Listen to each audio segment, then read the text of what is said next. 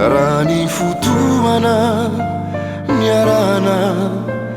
na ny famahoko ny onja ny fiainana le naseronao toko ampihavanana fa nandresy hatrany ny firamana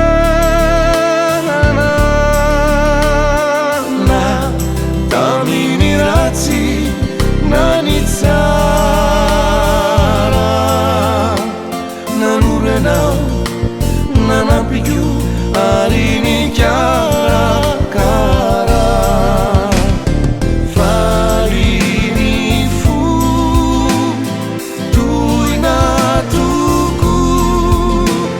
izay rehetra natao de teo fofonenao teo tsy nandao isaorako eran'izay erako satria voaporofo izao tena namampianao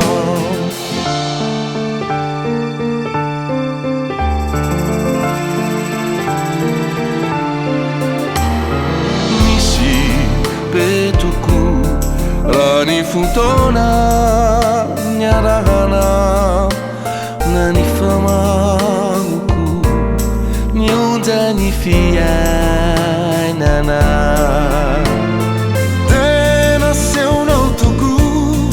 ampihavanana fa nandresy hatrany ny finamanana na taminy ratsy na ny tsara nanorenao nanampiko ary nikarakara faly ny fo toina toko izay rehetra natao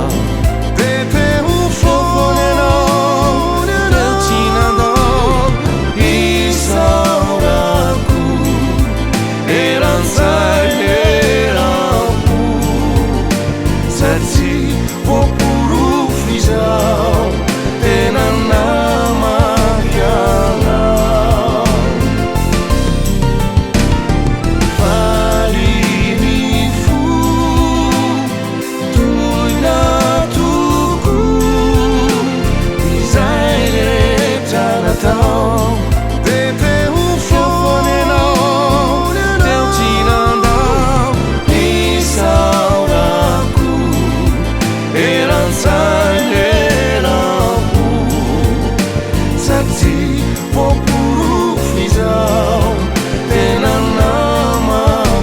namampianao ary ny fo toina toko izay rehetra natao de teo fofonenao teo tsy nandao isaorako eran'izay erako satria voaporofo izao